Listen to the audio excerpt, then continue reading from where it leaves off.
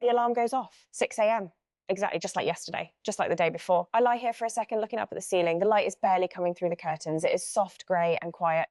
I tell myself every single morning, today is going to be productive. Today, I follow the plan. I sit up, stretch my arms, and put my feet on the cold floor. That sudden chill always wakes me up faster than anything else. Welcome back to another day in my life.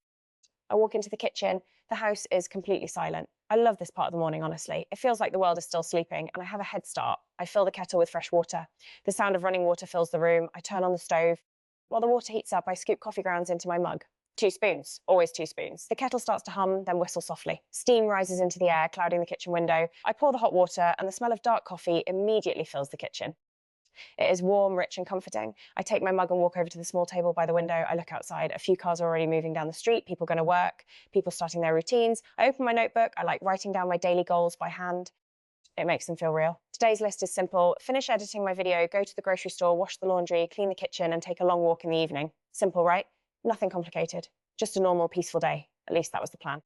By 7 a.m, I am at my desk. I open my computer. The screen lights up, glowing brightly in the dim room. I take a sip of my coffee. It is hot, bitter, but good. I start going through my footage from yesterday, checking the audio, cutting out the silence, adjusting the colours.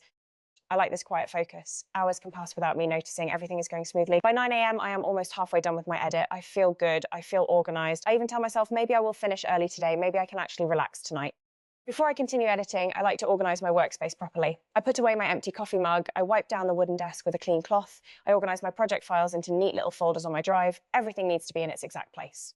When my environment is structured, my mind feels calm and clear. I look at my editing timeline, the sound waves look sharp and clean. I add a soft background music track to set the mood. I rewatch the opening sequence 5 times, fixing a tiny split-second gap between 2 clips. Perfectionism can be a trap, but in the morning when I have energy, it feels satisfying. By 9:30, I am deep into the workflow. My head is down, my fingers are flying across the keyboard, tapping hotkeys without even looking. Cut, paste, render, playback. The rhythmic sound of key clicks is the only sound in the room. Then, right around 9:45, I hear a strange noise. A sharp, loud clicking sound coming from the hallway near the circuit breaker panel.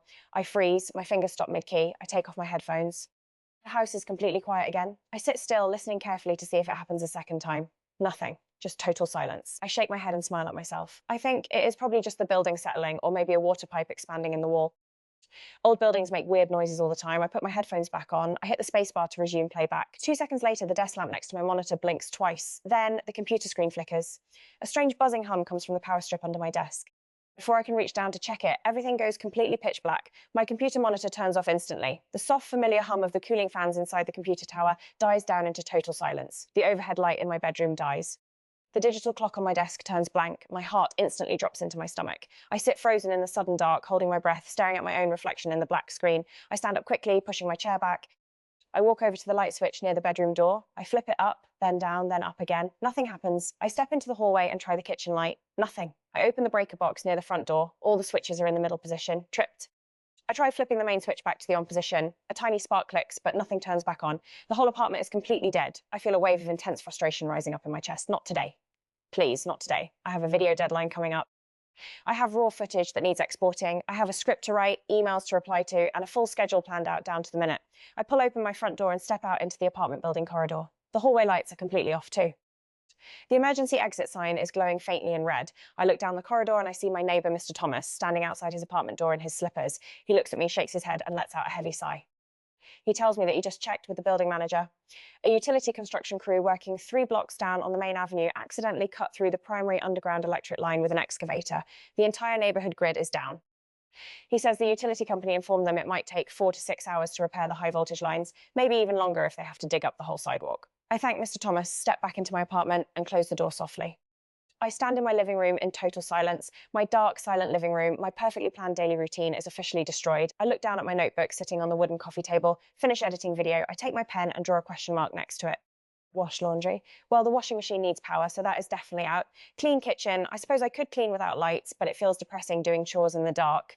I sit down on the edge of the sofa and take a long, slow breath. I tell myself, stay calm. Take a step back. Getting angry at a cut power line will not bring the electricity back. Accidents happen. Life does not care about your carefully crafted schedules. But sitting here in the dark complaining about it is not going to solve anything either. I check my smartphone. The battery display shows 38%. That is not ideal. I cannot afford to drain my phone battery while waiting around. I realise very quickly that staying inside this dark, quiet apartment all day is going to make me go crazy. I need to get out into the world. I need to find light, electricity, Wi-Fi, or at least a fresh environment where my brain can reset. I make a quick decision. I am going to pack up my gear and head out. I open my backpack.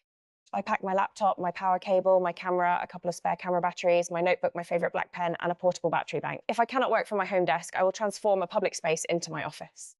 I change out of my comfortable morning sweatpants into a simple pair of denim jeans. I put on a warm dark grey jacket, slip on my favourite pair of walking shoes, and grab my keys and wallet from the entryway shelf. I take one last look around my dark, quiet apartment, step out into the hallway, lock the door, and walk down the dark stairwell. When I push open the heavy glass entrance door of the building, the bright morning light hits my eyes. The outdoor air is crisp, cool, and surprisingly fresh. The sun is high in the sky now, shining brightly over the city. It is funny, really. When you are stuck inside working on a computer, you forget how vibrant the outside world is during the middle of the day. The street is surprisingly busy. Traffic is moving slowly because the traffic lights at the main intersection are completely dark. A traffic officer is standing in the middle of the street, waving his arms and directing cars with a whistle. A sharp whistle sound echoes through the air. People are walking along the sidewalk, talking, laughing, going about their day. Life goes on, power outage or not. I sling my heavy backpack higher onto my shoulders and start walking down the sidewalk toward my usual local coffee shop. It is a lovely little place just 3 blocks away from my building. They have great coffee, fast Wi-Fi, comfortable wooden booths, and plenty of wall outlets. I tell myself it is fine. I will just set up my laptop there, buy a big cup of coffee, and finish my edit. 5 minutes later, I arrive at the corner where the coffee shop sits. My heart sinks immediately. The warm interior lights of the cafe are off. The window tables are empty. Hanging on the front glass door is a large piece of white cardboard with handwritten black letters. Closed until power is restored. We apologise for the inconvenience. I stand there on the sidewalk in front of the door, holding the straps of my backpack, staring at the sign. I cannot help but let out a dry, quiet laugh. Of course. Why did I think the power outage would only affect my apartment building? The entire neighbourhood grid is dead. My backup plan was ruined before I even arrived. I stand on the sidewalk corner for a minute or two, watching cars slowly crawl past the dark traffic light. I have 2 choices right now. Option 1, walk back to my dark apartment, sit on the couch, scroll on my phone until the battery dies, and wait for the power company to fix the line. Option 2, start walking toward the central business district 4 or 5 miles away, where the power grid is connected to a completely different substation. I choose option 2. I do not want to go home empty-handed. I start walking. As I leave my immediate neighbourhood behind, I begin to pay attention to things I usually ignore. Normally, when I travel through the city, I am on a bus or in a hurry. I am looking down at my phone, checking my watch, or listening to podcasts with noise-cancelling headphones. Today, with no battery to waste on my phone, I just walk and look around. I walk past an old neighbourhood bakery where the baker is standing outside in his white apron, resting against the wall, taking a break. I walk past a small flower stall set up along the sidewalk. Buckets of bright yellow sunflowers, deep red roses, and fragrant eucalyptus branches line the concrete. The rich, sweet smell of fresh flowers drifts across the sidewalk as I pass by. I slow down my steps. I notice how warm the sun feels on my jacket. I notice the sound of dry autumn leaves rustling across the pavement in the wind. After about 25 minutes of steady walking, I cross the wide bridge that separates my residential area from the central district. The streetlights over here are glowing. Shop neon signs are bright and flashing. Traffic is moving at normal speed. The power is working here. I turn down a smaller, quieter side street away from the noisy main avenue. The buildings here are older, built with dark red brick and tall, narrow windows. Down a narrow cobblestone alleyway, I spot a small hanging wooden sign. It has a picture of a steaming coffee cup painted on it. I have walked down this area dozens of times over the past few years, but I have never noticed this little alley before. I walk down the alleyway and approach the entrance. It is a tiny rustic cafe with a dark green wooden door and big leaded glass windows. I reach out and push the door open. A soft, clear brass bell rings above my head as the door swings inward. The moment I step inside, the rich, incredible aroma of freshly ground coffee beans and baked cinnamon rolls hits me. The cafe is warm, cozy, and quietly alive. Low jazz music is playing softly from small speakers in the corners. There are exposed brick walls, soft leather armchairs, and small wooden tables illuminated by warm amber table lamps. Only 3 people are inside, quietly reading books or typing on laptops. I walk up to the counter. Behind the counter, a barista wearing a clean canvas apron gives me a warm, welcoming smile. I ask her if their power and internet are working properly today. She smiles and says, yes, everything is working completely fine and the Wi-Fi password is printed on the receipt. I order a large hot cafe latte and a warm blueberry muffin. I pay with my card, grab my order number, and scan the room for a good place to settle down. In the far back corner of the cafe, tucked away behind a large potted fern plant, I find a small round wooden table. First of all, right on the wall beside the table is a double electrical outlet. I take off my heavy backpack and set it on the chair. I pull out my laptop charger and plug it into the wall. When I plug the cable into my laptop and see that tiny green charging icon light up on the corner of my screen, I literally let out a sigh of relief. It feels like finding a small oasis in the middle of a desert. The barista brings my hot latte and my warm blueberry muffin to the table. The coffee cup is heavy ceramic, filled to the brim with thick, velvety foam and a beautiful white heart pattern drawn on top. The muffin is fresh out of the oven, steaming softly, packed with plump blueberries. I take a small bite of the muffin. It is sweet, warm, buttery and soft. I take a slow sip of the hot latte. The rich espresso flavour combined with smooth steamed milk tastes incredible. I sit back in the comfortable chair and look at my laptop screen. The temporary frustration from this morning completely fades away. I open my video editing project file. For the next 2 hours, I enter a state of deep, effortless concentration. There are no distractions here.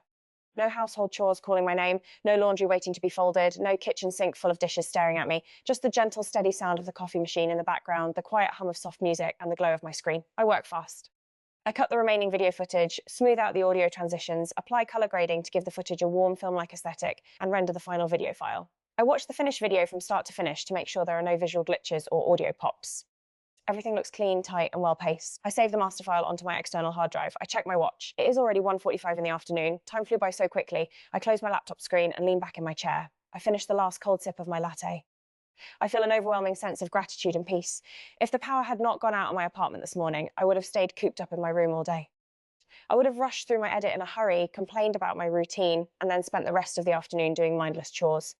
Instead, the unexpected power outage pushed me out of my comfort zone, forced me to explore a new part of the city, and led me to this beautiful, quiet coffee shop that I now consider my new favourite place.